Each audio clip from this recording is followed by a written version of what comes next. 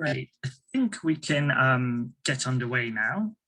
So firstly, I want to thank everyone for joining the webinar today. It is the Ask the Panel webinar. So we are really grateful to have 3 of the award winners from last year's campaign join us today and just deliver short presentations on an aspect of their campaign from last year. With us today, we have Sophia Punny from Global Witness. We have Robin McAllister from Street League, and we have Penny Sims from the Include project, and also a colleague Beth has joined us today as well. Global Witness, they won the overall Christmas Challenge Award last year. Street League, they won the Best Social Media Campaign Award, and the Include project won the Best Small Charity Award last year. Correct me if I'm wrong, someone may need to correct me, but I think you were also all first-time participants in the Christmas Challenge last year, so that's also great to see. Just before we begin, just some housekeeping. If you have any questions for the Q&A portion of the webinar, please put in the Q&A box at the bottom of your Zoom screen, and myself and Beth will be picking out questions to ask for that section. If you would like to introduce yourself to any of the other attendees, please use the chat function on the right-hand side of your Zoom panel. Just make sure that the to setting is set to everyone so everyone can see what you are saying. And the structure of the webinar will be that each of our 3 panelists today will be will deliver their presentations, and then after that we will go into the Q&A section. Without further ado, I think we are, just a reminder that this webinar is being recorded. We will put it in on our YouTube channel, and we'll put the links in the webinar article in your campaign dashboard as well. So if you want to watch it back or share it with any of the other teammates. So I think we're ready to get started. So without further ado, I will hand over to Sophia. Sophia is from Global Witness, as I mentioned. She will be speaking about their communications plans that they had during their campaign last year. Over to you, Sophia. Hi, thank you. Thanks everyone for that introduction. Let me just share my screen.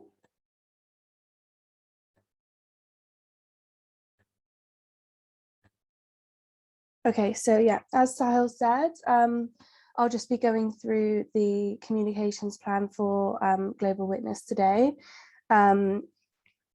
Before that, I'll just a little bit about Global Witness. So we protect human rights and the environment by fearlessly confronting corruption and challenging the systems that enable it. We're a non-profit NGO with associated charitable entities in the US and the UK being the Global Witness Trust. So when we were designing and executing our communications plan, we concentrated on 4 key areas, and that was social media, multimedia, personalized outreach, and emails. And I am whipping through this really quickly, so apologies for that, but there's quite a lot to cover. Do take a look at our application for our award as well afterwards if you want to learn a bit more, because it's got a lot more detail in there. And also I think it's quite important to mention that we're an international NGO, and we have offices in the UK, we have offices in Belgium and the US. So for this last year during Christmas, we ran the Big Give campaign for our UK supporters, but we also ran another end of year fundraising campaign for our supporters based elsewhere. So that they could give in their own currency, and it also sort of gave some consistency for our donors. And yeah, just to say with that one, it was really useful because we could use the material and tailor it, but yeah, use material. So we weren't doing 2 full new campaigns. I'll just whip through this really quickly. The social media, yeah, that obviously we have another panelist going through this in a lot of detail. So with the social media, we use most of the channels, I think, available that we have. Mainly we use Twitter because we have a really big following, I think 70,000 followers on Twitter. And I think we tweeted every day, and we did about 9 tweets, I think, overall. And yeah, just to say with that one, use the hashtags, use the emojis, use the attention sort of grabbing headlines there, video clips, that sort of thing. And yeah, multimedia. So we had, I'll talk very quickly about our video. We did quite a long video, longer than you might expect. And then what we did was the way we kind of structured it was that we were able to kind of take clips from the video to be able to post on social media, which were much shorter and related to the particular campaigns within the fundraising campaign. And images, we weren't able to get a lot of new images and footage because of COVID. So we were kind of using the ones that we already had in our bank. Personalized outreach. So yeah, there was kind of three elements to this. So the first one was outreach to our own organization, and we really wanted to get everybody on board so that we were able to sort of reach our target, and that included staff members, board members, trustees, anyone who you can think of. And for them, we would provide sort of template emails that they could send out to their networks, providing draft kind of tweets and kind of ideas that they could use, and social media posts, providing all the links they might need. So everything was kind of at their fingertips. They didn't have to do much work. We did it all for them. We just needed them to sort of send it out. And it was just really important as well to steward our own organization. So, you know, the people that were sending it out and kind of getting really involved, we wanted to keep them up to date with what was going on, send them reminders, and obviously thank everybody afterwards for taking part and helping us to reach that target. It really sort of brought everybody together. The second element was personalized outreach to our major donors and sort of, you know, our long-term supporters, who we wanted to kind of keep out of that mass communications that we were doing. So they were sort of excluded from that, and we would email them personally, asking them for maybe larger gifts, or just making sure that they had that one-to-one touching base with their fundraising managers, the relationship managers. And then the last one was personalized emails and updates for the Big Give champions that we had. So making sure that they felt really included, that they knew what was going on, how we were doing against our target. And they also did some outreach themselves as well. So just giving them the materials that they needed for that. And then our main email sort of plan, some things to consider is your schedule and how many emails you want to send and when you want to send them. I think overall we sent 6 emails. We sent one email about a week before the challenge start date so that people were aware of what was going on, they knew what to expect, and sort of it was our first time doing the Big Give Christmas challenge as well. So just kind of letting them know what was happening. Then we sent 4 emails out during the challenge week. We decided to leave sort of a day in between. We didn't want to send out too many. And we also, as a campaigning organization, have a lot of other emails that have to go out at the same time. So yeah, we just wanted to be careful about how often we were sending those emails. And you can also sort of play around with what time of day works best for you. You know, looking back at your old data, quite often 10 a.m. is a really good time, Tuesday to Thursday, to send emails where you're going to get good open rates, and that sort of thing. The next thing is who. So who is your audience? Who are you sending the emails to? Making sure your data is all sort of segmented in terms of, you know, you want different messaging perhaps for lapsed donors, for current donors, for completely new supporters, and yeah, making sure that messaging is targeted. Then yeah, your content. So, you know, your compelling copy, what is the best thing to put forward? Do you want to put through a case study? Which kind of elements of your fundraising campaign do you really want to highlight? And then subject lines. So just make sure your email subject lines are kind of very clear, and they know what they're going into. Use, obviously, Giving Day is when it all kicks off. So if you want that in the title, and you can play around as well. So with Global Witness, we sent half of our list one subject line and half of our list a different one, and kind of compared the open rates. And just a point to update your database throughout the week.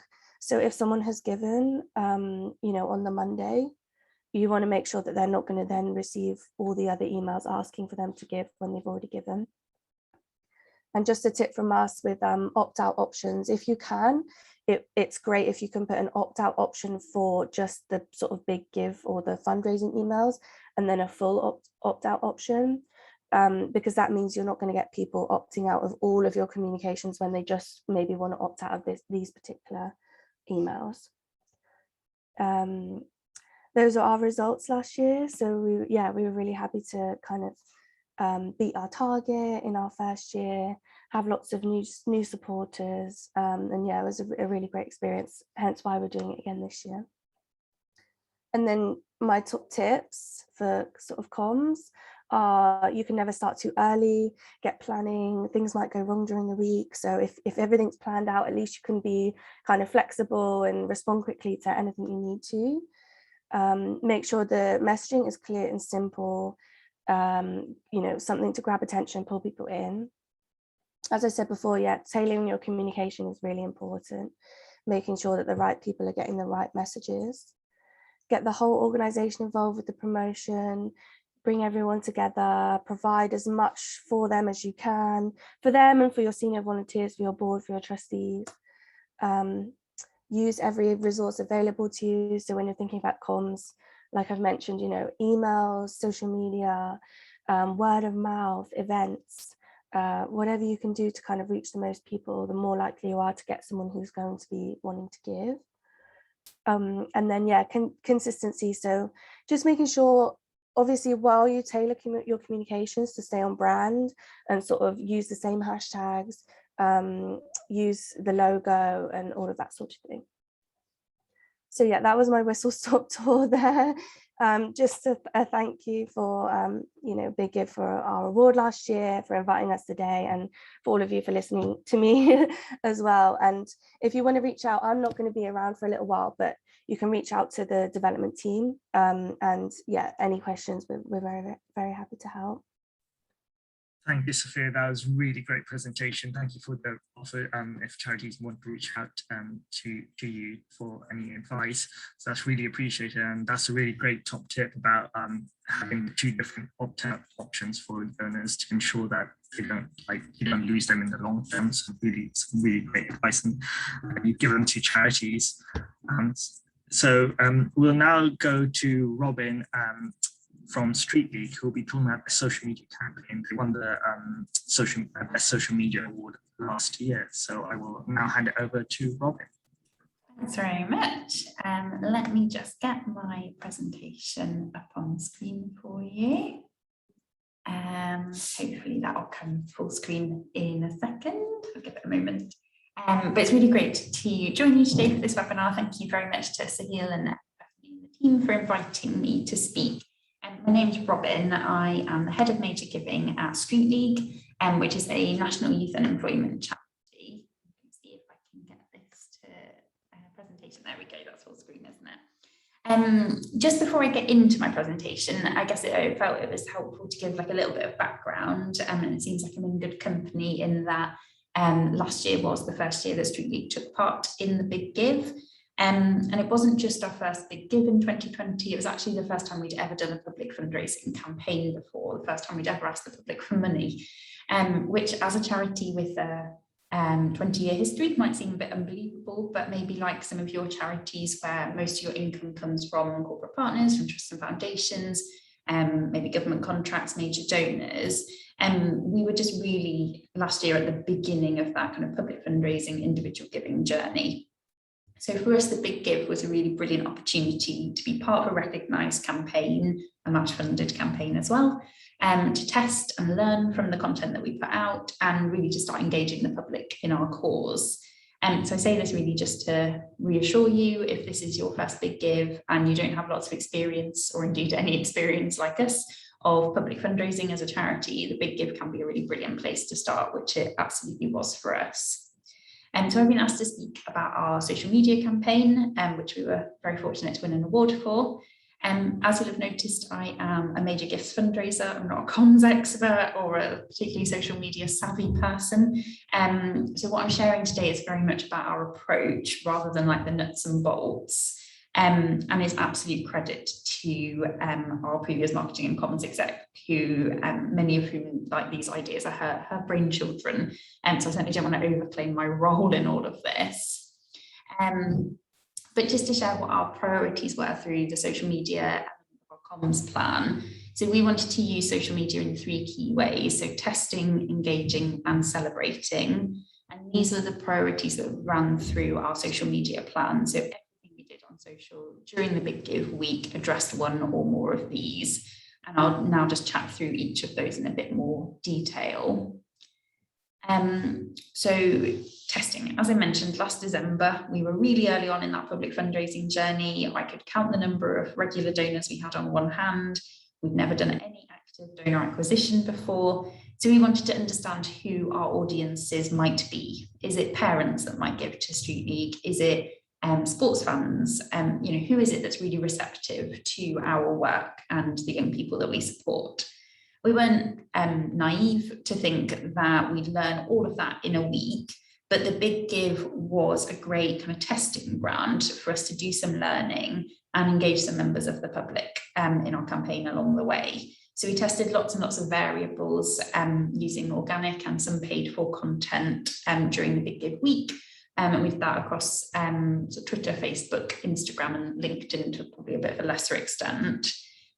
We tested everything from whether the morning is better than the evening. Do people want to give to an ask that's based on giving young people qualifications, or is it the sport element of what we do that really resonates? All of that, even down to what platform works best. We took a really analytical approach to social, and those analytics are still informing what we do now and have kind of created that little sort of test bed for us. But the Big Give can obviously just be one big experiment. Everything we did was absolutely grounded in our campaign video, which centered on the story of Nazir, who you can see there. He's a young person that we had supported into work in Sheffield.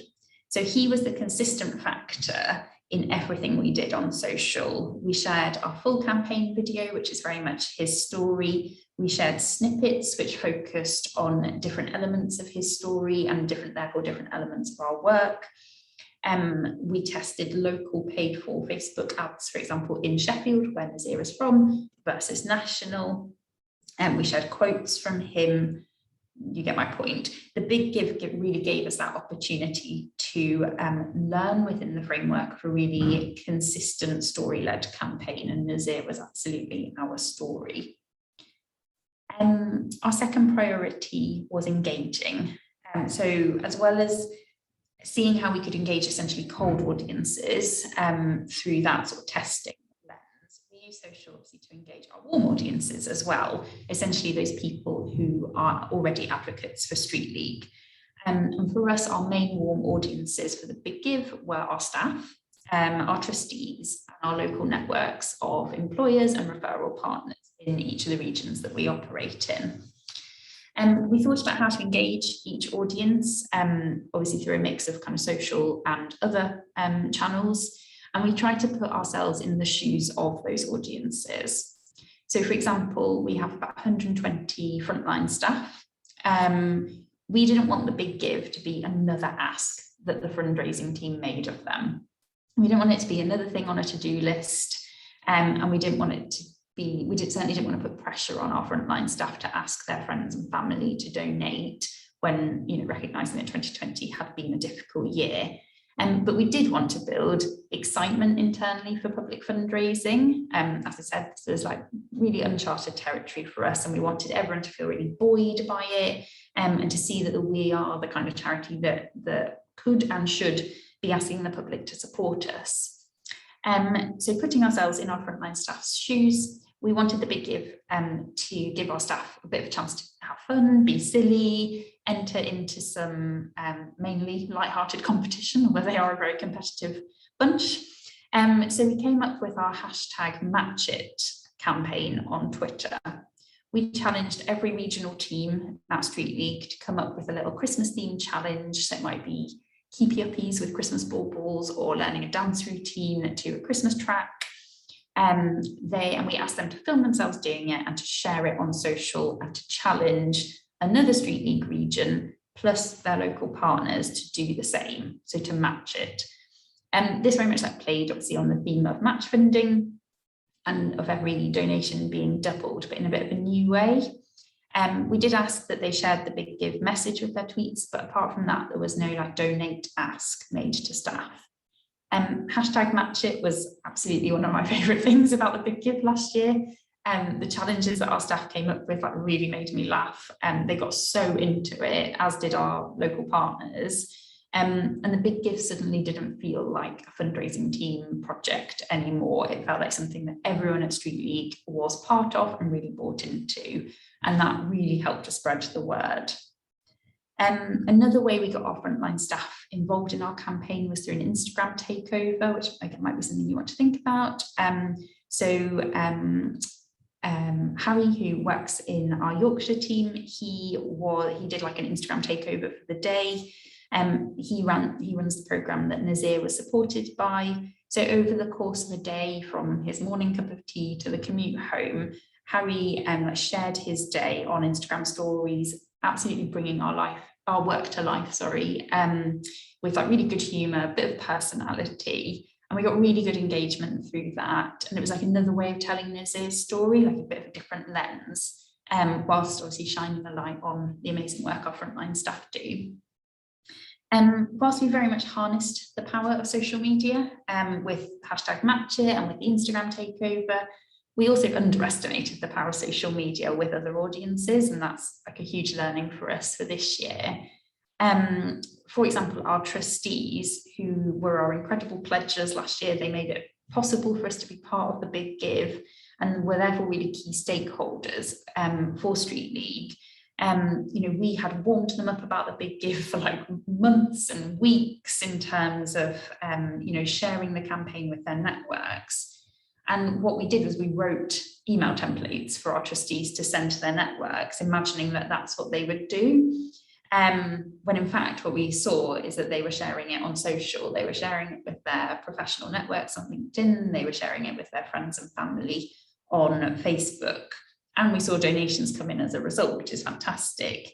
But ultimately, we should have asked them how they were going to share the Big Give and not just assumed the email was their go-to. We could have been providing them with social posts and like Sophia was saying, just making it really easy for them rather than assuming how they were going to behave. Lastly, our third priority for our Big Give social media activity was celebrating, or in other words, saying thank you to our amazing donors. During the week of the Big Give, I completely underestimated how obsessed I would become with our totalizer. I basically got nothing else done for the week. I absolutely loved seeing every donation come in. And it is really worth thinking about the resource that you need in terms of time to thank each donor properly, both obviously during the Big Give week and afterwards. And we very much saw social as part of our thank you journey. Not for every donor, not every donor is engaging with you on social, or certainly not engaging with us on social, but for lots of donors and also for individuals and companies who were sharing our campaign, social was where they were doing that. I certainly don't want to teach you to suck eggs here. You're all amazing fundraisers who are brilliant at thanking. All I would say is it's really worth making sure you've got the time for all that thank you activity. And if you're working alongside a comms marketing team internally, just making sure you've got a bit of a plan around thanking people in live time on social.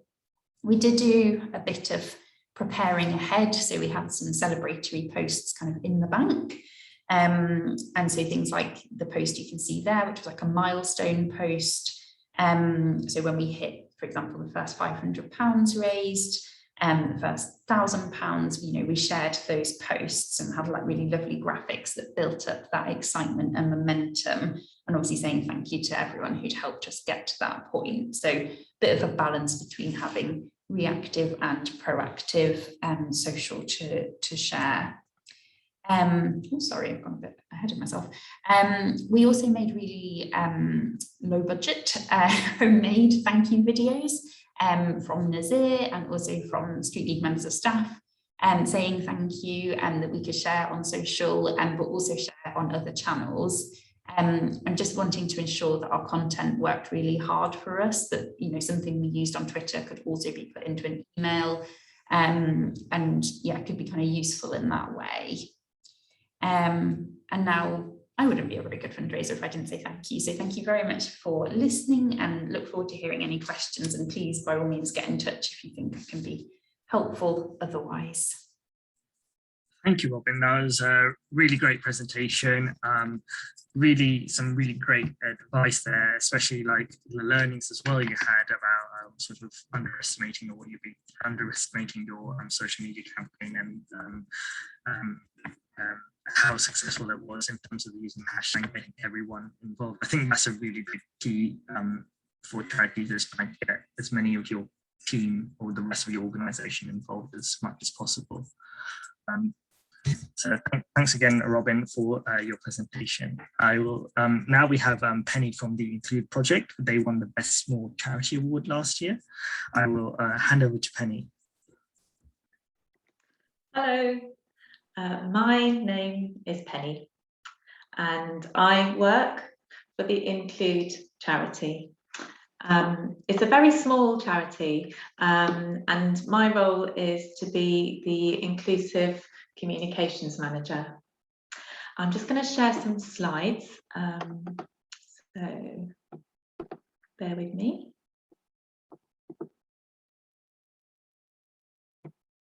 Hopefully we can make that work. There's mine.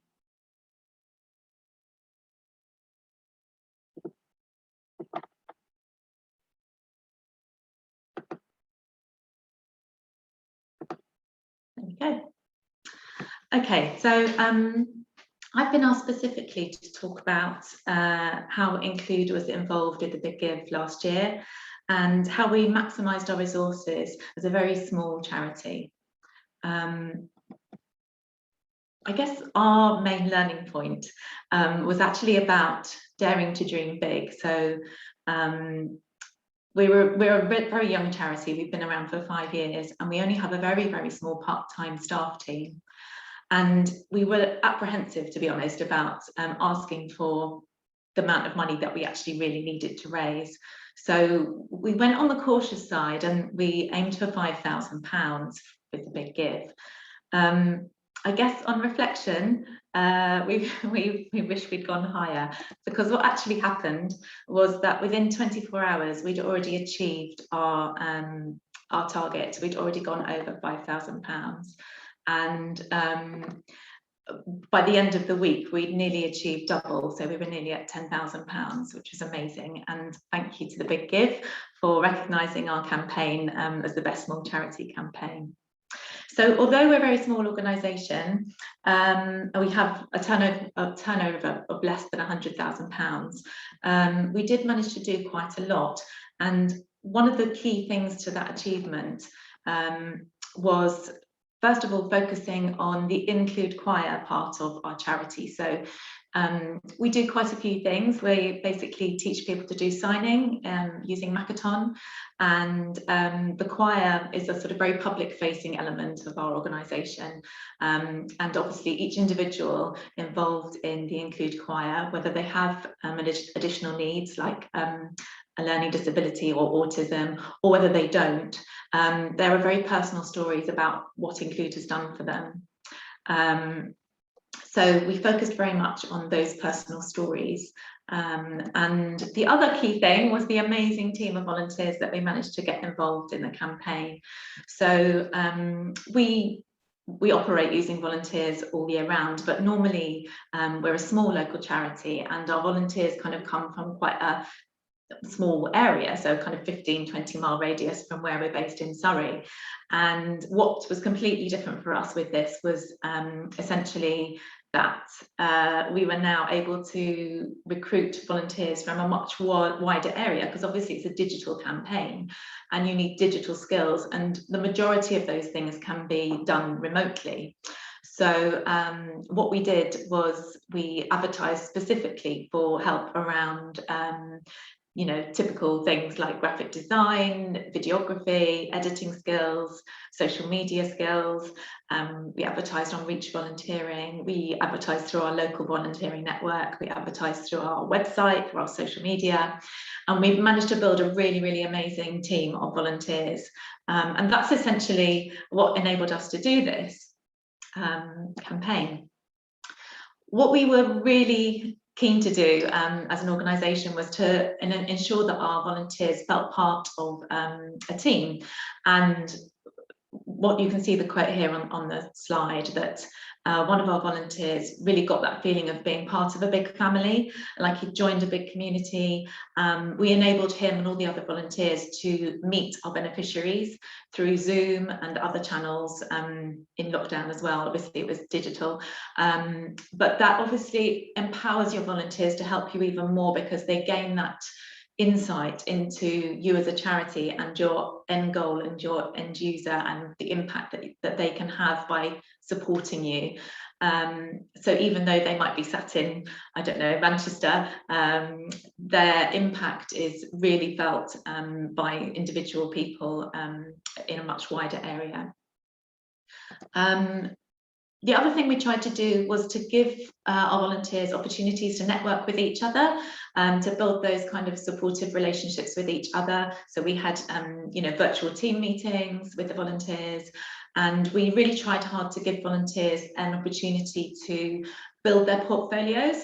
So one of our volunteers, who's quoted on this slide, Christian, he basically says that in a recent interview, he was asked to present about any work he'd done in the UK, because prior to the Big Give, he'd only recently moved to the UK. And he presented about Include and the work that he'd done on our Christmas challenge. And he was able to show them in his portfolio, like the thing you can see on the screen here, which was one of our graphics he created. And he used that portfolio, and he's now started that job. So it's been a really lovely story from all sides, if that makes sense. We also were really keen to engage our volunteers as advocates and ask them to be part of the campaign. So I just wanted to share something. Hopefully this video playing will work. So we asked our volunteers to record themselves, because obviously a lot of this was done during lockdown, so there was no kind of opportunity to invite them to be filmed, and we've then subsequently used what they've said in various different ways. One is for Student Volunteering Week, and also clearly for the Big Give with different editing. So I just want to play this video, if that's okay. My favourite thing about volunteering with Include is the fact that everybody's ideas and opinions are valued and listened to. I really like working with the choir. It's just really fun and enjoyable, and I just love seeing how happy it makes people. I just love how Include really just does have kindness, inclusivity, love and a family feel at its core. Despite the fact that I'm based in Manchester and they're based in Surrey, I always feel like I'm part of a big team that is always there for me. At Include, everyone is truly valued by their unique contribution. I started the choir about three and a half years ago, originally for my DOV, but I decided to stay just because I loved it so much. Seeing how it really does benefit those who it's aimed at, and just seeing the environment and the family feel, I just knew straight away that, yeah, this is the charity I wanted to volunteer for. With Include, you can make a difference and help make the world a truly better place. So I'm hoping the video worked for everybody. But what you hopefully saw there was how powerful your volunteers' voices can be in supporting your campaign, because we didn't script any of that. That's all completely naturally what they wanted to say. So we were really keen to ask for contributions in that way, and also from our beneficiaries and our members. So for example, Helen, who you can see on my screen now, she's both a volunteer and a member of the Include Choir, and we interviewed her and asked her to tell her story, and we interviewed lots of people actually, like Helen, and we gathered their stories and built a bank of case studies. And we were sharing those through our blog on our website in the lead up to the Big Give. So for quite a few weeks in the run up to the Big Give, we were kind of sharing these detailed stories about how Include had impacted on people's lives and helped improve them feeling more connected in their communities. And what we were then able to do was pull out the really lovely quotes from different people's wider stories and build them into our campaign. So as you can see, David's story there as well. The key for us as well was working in partnership, so limited resources of our own, but clearly the Big Give itself provides excellent support and resources, toolkits, logos, webinars, etc. So we obviously utilised all of those, but also thought about our other partners that might be able to come on this journey with us. We'd never done the Big Give previously, but we spoke to people like the Royal College of Speech and Language Therapists. We spoke to a local radio DJ who's a really brilliant supporter of ours. We were in touch with the Makaton charity and various different organisations that we really hoped if we warmed them up to this campaign, they would hopefully share content for us during the key week.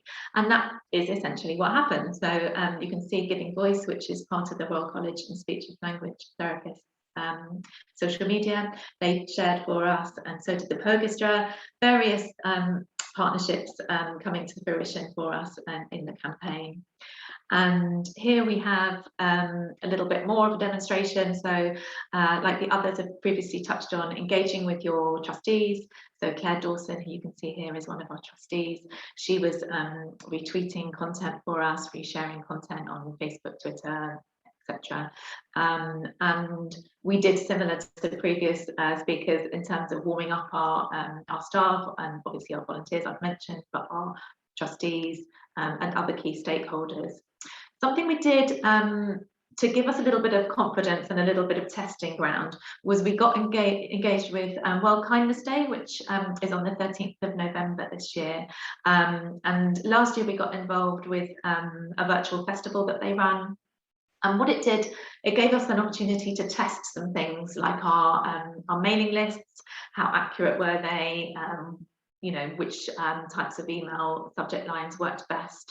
And the theme of World Kindness Day obviously tied in with our wider messaging that we were going to be using for our Big Give campaign. So we just used it as a little warm-up tester campaign in the November. And we did get some extra followers from that as well, and some extra people on our mailing list. So that was brilliant.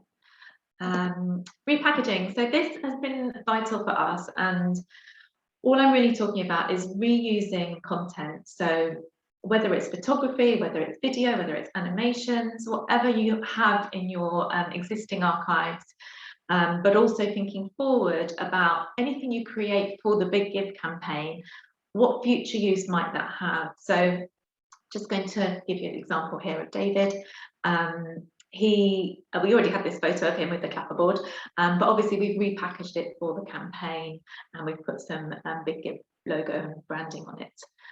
But equally, what we've carried on doing with that sort of graphic is, this is a still from our website homepage, but you'll see David there again, and we've just kind of edited slightly the collateral that we produced for the Big Give, and it's now on a slider. We've got about 8 or 9 of these case studies rotating round, where stuff we've created for the Big Give is still giving to us.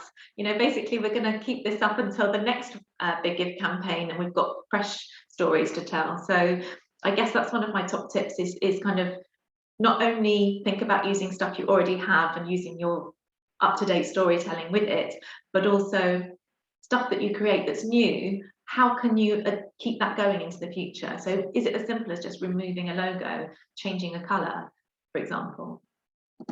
I've got another video. This is the last video to share, and I just wanted to mention the opportunity to obviously lean into the Christmas theme at this time of year. We used some sort of historical footage of obviously pre-COVID, because it was not sensible to meet and sing in the time when this campaign was running. But I just want to share this video.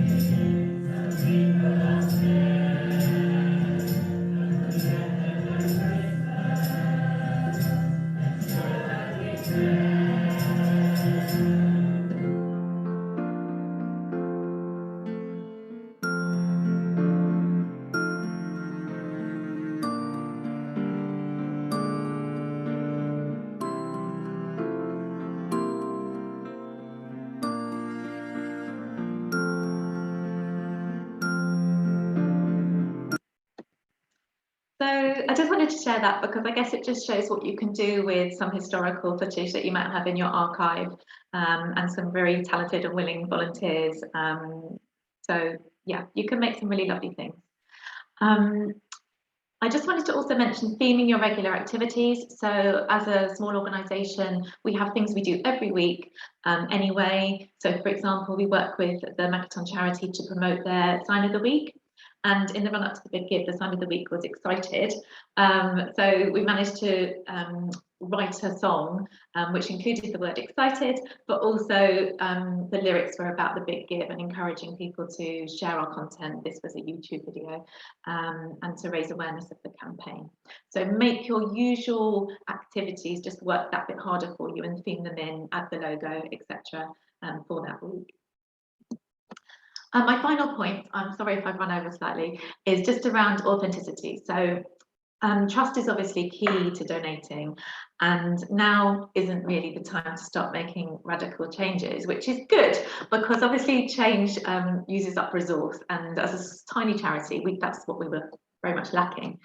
So we continue to use our usual voice, and for us as an organisation, that's about speaking with positivity about the people, the beneficiaries that we work with, and making it empowering for them. So for us, our campaign is very much about presenting the reality, which is that we're empowering people. It's not about potentially leaning in suddenly to a different angle, which is perhaps a bit more of a sob story. We didn't want to go down that route. We stayed authentic to our usual voice, and also wanted to mention the valid use of kind of unplanned, unscripted, unedited content.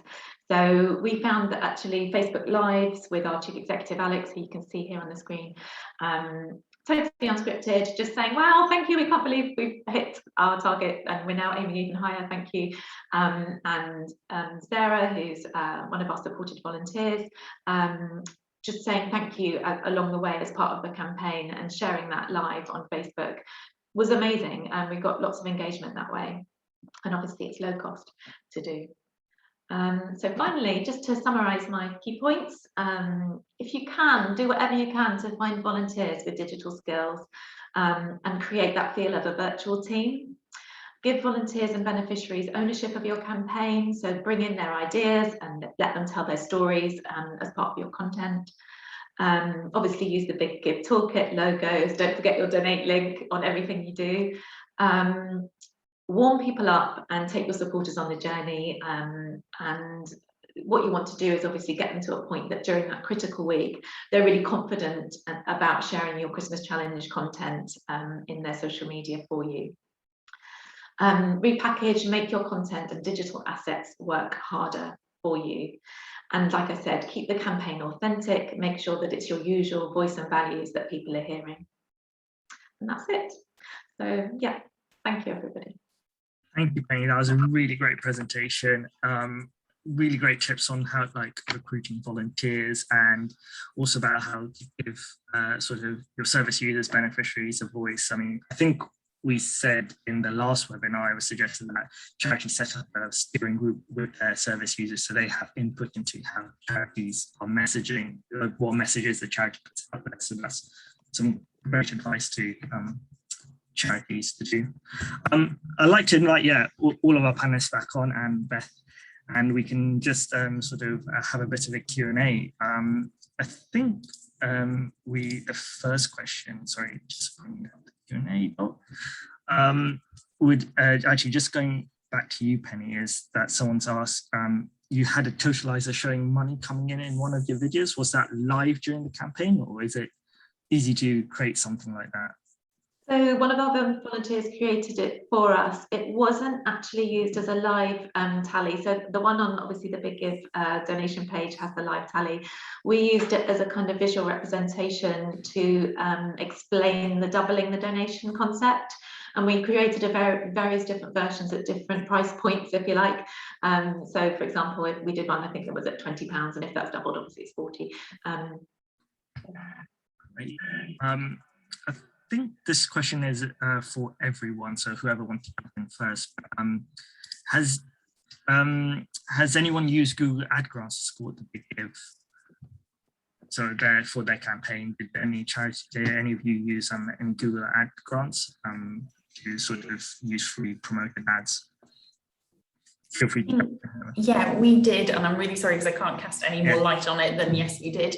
But yes, I know that, and I know it's in our plan for this year just to change our search words over to Big Give related things in that week. So if whoever's asked that question, feel free to get in touch with me, and I can put you in touch with our comms person. Yeah. Charity, if anyone's unaware, Google does give sort of free grants to charities to use to have adverts on Google. So if you want any more questions about that, we can get in touch with us and we can direct you to where to sort of apply for that. We also use it as well. Beth, do you have any questions? Yeah, one for Robin. Do you have any specific tools that you use to schedule or plan your social media posts in advance? Yeah, we did use a scheduler. I think we used Hootsuite, which we use anyway. But I think it was about kind of striking that balance between, I think Sophia was saying, kind of making sure there's regular content going out, but like leaving space in that schedule for the reactive stuff. Or if something was doing particularly well, because we were obviously kind of trying to test and learn, giving space for that to be something that we pushed. But yeah, we definitely kind of went into the week with, this is everything we've got planned, and like also let's see what happens and have space for that. In amongst obviously all the other messaging that you might be putting out as a charity that week anyway. It's not all going to be about the Big Give. Question for Sophia is, how did you get sort of different parts of your organization involved with the campaign? Sort of were they like taking ownership of different parts, or was there any particular sort of strategy you used to get more sort of everyone involved and bought into the campaign? Sure. So we actually brought people in right from the sort of planning stage, which I think helped to kind of get everyone feel involved right from the start. So we did like a kind of creative planning session where everyone from the organization was invited to sort of kick out ideas about what the theme of the Big Give could be, because we run 6 different campaigns. So we had to think about, what would work best, how it would fit, and also sort of balance all of the different people's wants and needs throughout the organization. So I think them feeling involved right from the start and being able to have input into what the actual concept of the campaign would be really helped. And then I think we worked most closely with the comms team. So it was very much a joint effort between them and the fundraising team. And yeah, like I said, just keeping them up to date, thanking them, treating them like you kind of would your donors, getting the CEO involved, and just making sure that they knew it was happening, what was happening, where they could find the information they needed. On a similar theme, I'll let Penny or Robin jump in first. On a similar theme, how did you manage your relationship with your pledges? Obviously, that's crucial to let them know that they can't donate during the Christmas challenge week. But did you have a very hands-on relationship with them? Did you like message them before the campaign started? What do you do sort of to keep them engaged? I'm happy to jump in if that's helpful. So our pledges were actually our trustees, and then we have champion funding as well. So in terms of our trustees, we did a lot of build up in, obviously we talked about the Big Give for quite a long time because they've been the original pledges, but then we kind of kept that excitement, shared like sort of sneak peek of the content of the video we were going to be putting out in the Big Give week. Kind of to Sophia's point, it's like stewarding. I mean, they are literally were our donors in that week, but it's just a slightly different stewardship journey. And then there were a couple of emails that went out to them in the Big Give week, like when we hit halfway, and we were like on track, and then when we surpassed our target. And that was lovely. It really felt like a team effort, and they were like very much part of that team, which was lovely. And then in terms of our champion funders, it was more about kind of tying them in, linking them into social posts, and again, kind of keeping them updated on our campaign, but with probably a bit more of a public thank you message linked to them. Great. Penny, do you have anything to add to that? I would just add. Yeah. Yeah, I was just going to say you can also ask your pledges for advice and feedback on your campaign before it goes live.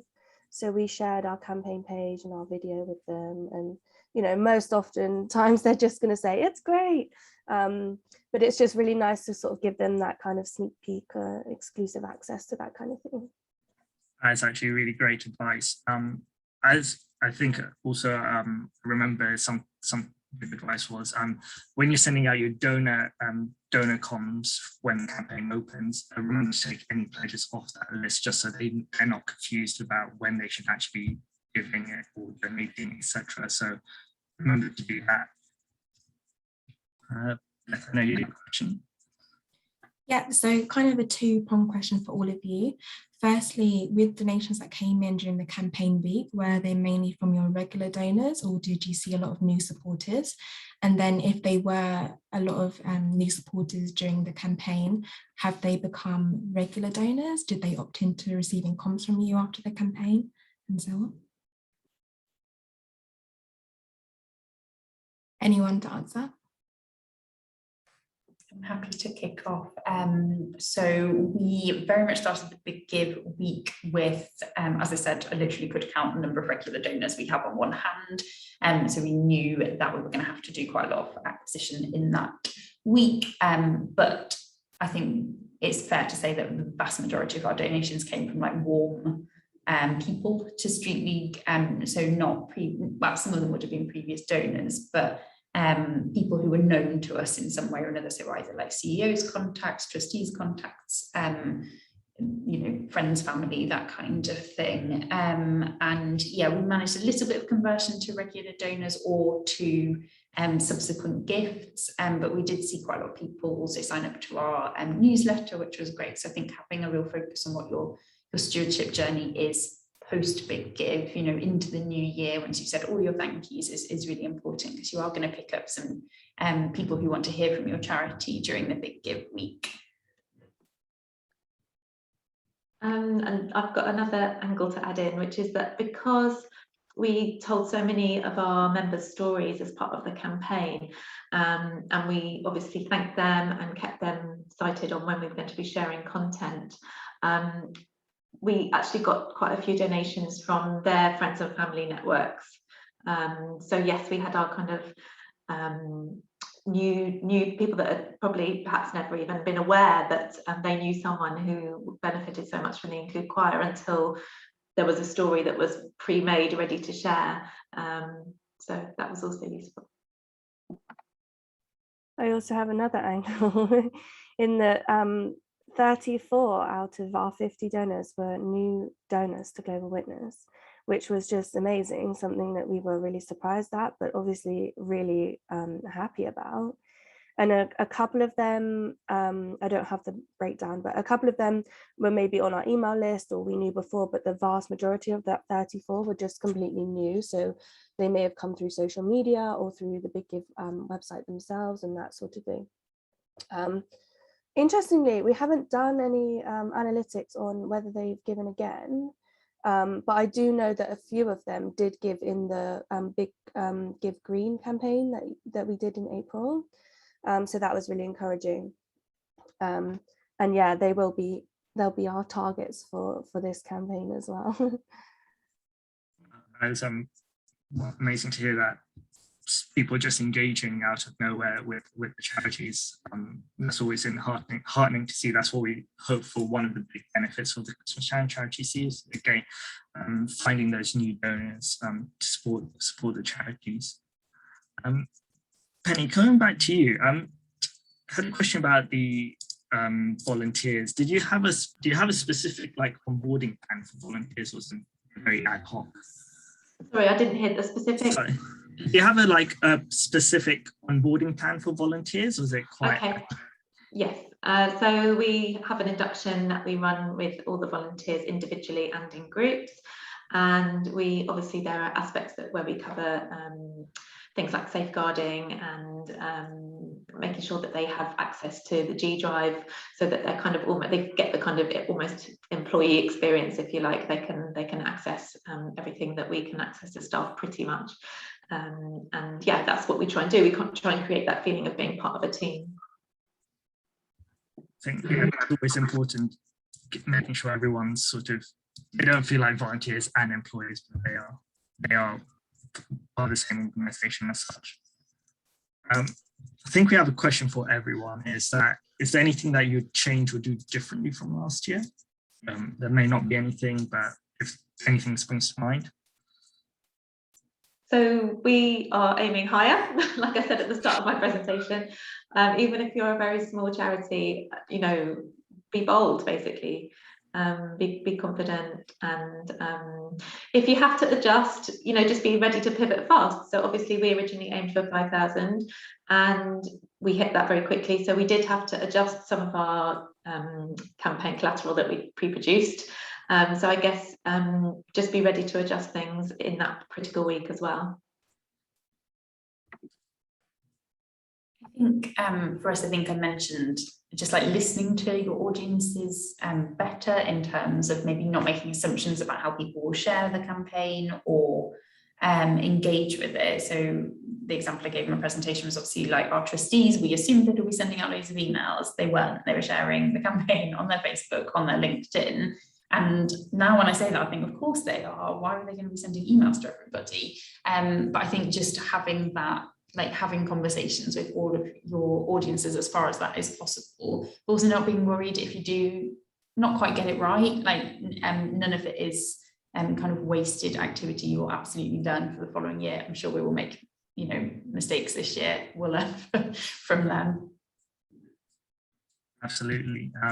Sophia, anything else to add on that? I would just say, I know it's really simple, but planning, we did loads of planning, but you can do more. Like we just had just in terms of like making sure everybody knew what their role was, what they were doing, how many emails, and yeah, you can start really early on in the year for that kind of stuff, just to make sure it goes as smoothly as possible. And then just a kind of interesting thing that the Big Give threw up was, it really helped us to kind of review our data and the accuracy of our database, in terms of, you know, we did the UK based supporters and the international campaign, but we got a few donations through from the international campaign in pounds.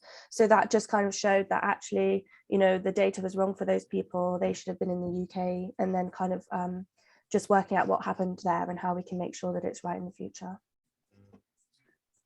So I think we was going to have a wrap-up question. Maybe Sophia does. You've probably answered already for your answers. What's the one tip you'd give to charities? I know you had sort of, each of you had those great sort of summarising points, but is there one tip that you give, Sophia?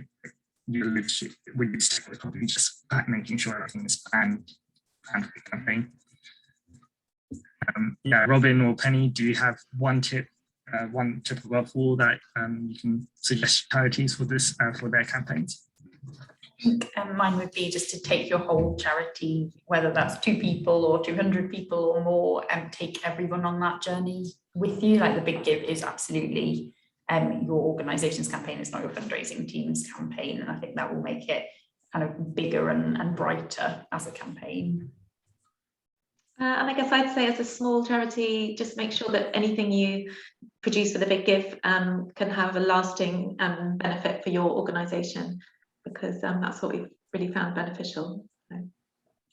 Great tips, and I think overall is some really useful, informative advice given today. I know I've learned a lot as well. Some new tips for us to take forward as well. I just want to thank Penny, Robin, and Sophia for joining us again today. We're really grateful for giving up your time today to deliver these fabulous presentations and answer the questions. I want to thank all the attendees for joining today. I hope you found it useful. Remember, the webinar recording will be available on our YouTube channel. And yeah, we hope to see you on Friday for the social media webinar. So thank you all for joining today, and I hope you have a lovely rest of the day. Bye.